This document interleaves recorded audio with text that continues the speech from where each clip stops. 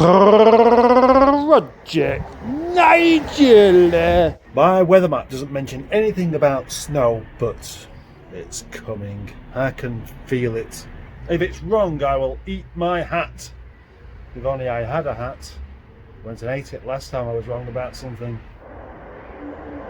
So, what am I doing here today on this brisk Sunday morning? Well, I do have a specific job to do actually, which is always quite a good thing. And I'm going to crack on with it straight away. Marching around the yard like a mustard-coated soldier. I have somebody very interested in buying Project Kurt, which is very interesting because I haven't even advertised it for sale. But this chap in question does live way over 200 miles away, so he wants as many detailed pictures of any faults or anything like that as possible, so he can not have a wasted journey.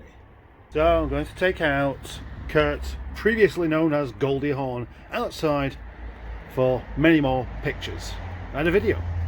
Now, this car is 21 years old this year, and it's in good order for its age. However, what I'm going to do now is be really picky about it. I'm going to be pickier than a toothpick. I'm going to be so picky to the point of irritation. You're not going to like me after this.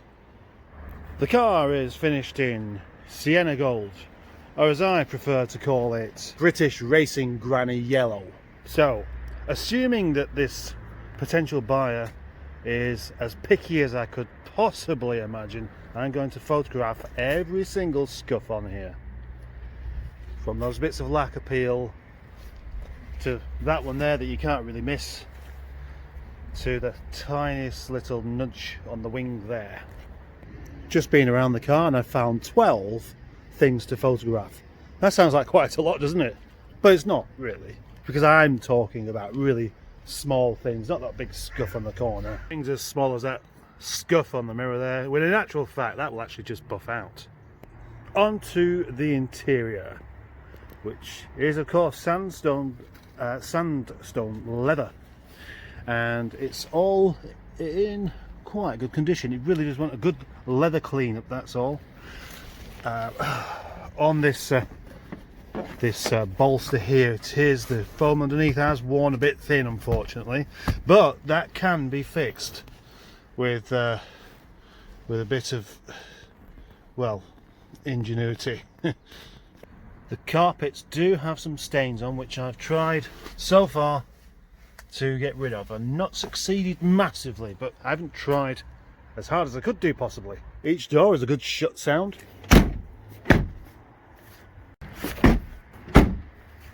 The boot is quite clean, although I have neglected to vacuum this out. But there is a faint smell of damp in there, although it doesn't feel damp. Well, just ever so slightly, but not really very much.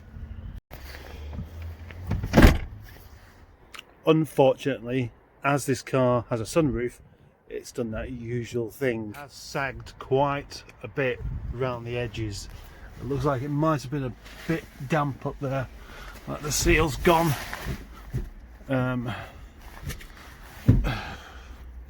It don't feel too bad actually. Honestly, I was expecting that to feel damp, but it doesn't really. It does a bit, but then we've got very high humidity at the moment, so everything feels damp. So let's start the car up.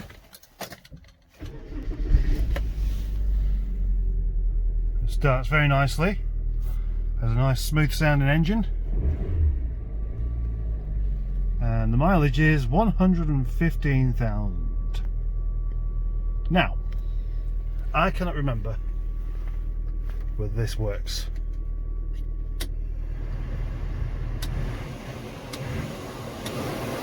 It does work, but clearly the button needs taking off and readjusting, because it worked on 3 and then went to 4 and then went past 4 and then past that as well. Yeah, strange, but not uncommon. The clock The clock works. I can't tell if it's illuminated, that's the only thing.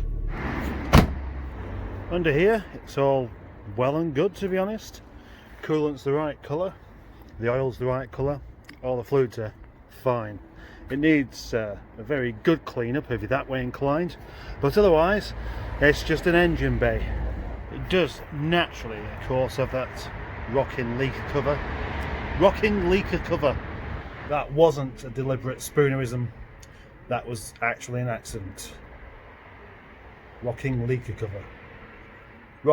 Leaking rocker cover, that's it. And look, snow, as predicted by me. I knew it was going to snow, I could feel it, regardless of what my weather app tells me.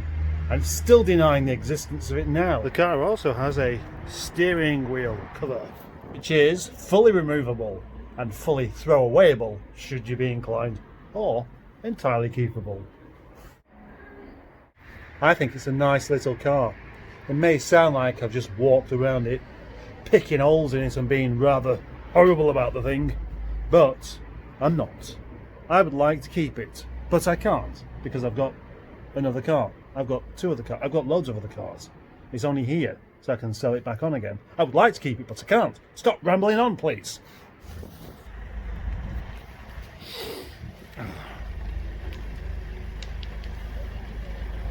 Ooh, that's a jolly big fire, I'm putting this on disgust. No. Ooh.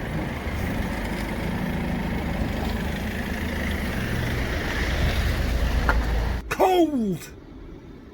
Cold, cold, cold. It's jolly flipping cold. It's cold, cold, cold. Super duper cold.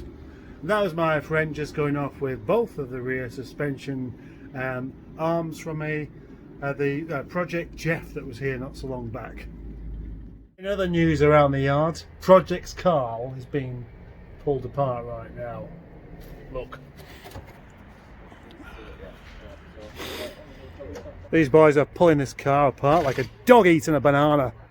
Anyway, it's now about time I got on with the important business of eating some of these pies I had given to me yesterday.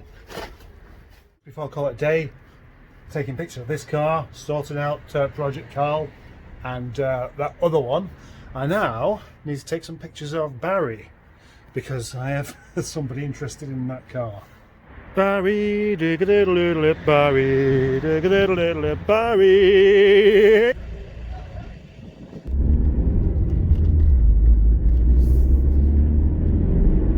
So after another day of being at work and selling a few items, speaking to lots of people, eating pies and generally mucking around, I am now on my way home. Why do people just not understand what these lanes are about? That particular lane is for going past, not for going slower than the car that wants to go past you. Just been into Morrison's then to buy some alcohol-free beer for a friend of mine who doesn't drink, but he likes beer. And I was quite surprised to discover that you still have to be vetted. You still have to be checked to make sure that you look over 25, which of course I do. Strange that. I mean, it didn't really slow me down much anyway because I bought myself some actual beer with some alcohol in it, which of course then is a beer that's worthwhile drinking and not completely pointless. However, while it's really busy there and you have people queuing up everywhere, and one of the shop assistants has to come along to agree it basically, the machine starts getting impatient and asking if you want to continue. And I find that a bit cheeky, really. Like, it's just assuming that you can't make your mind up and that you've scanned all your items and then you stood there twiddling your thumbs wondering whether you should actually buy it or not. Damned annoying!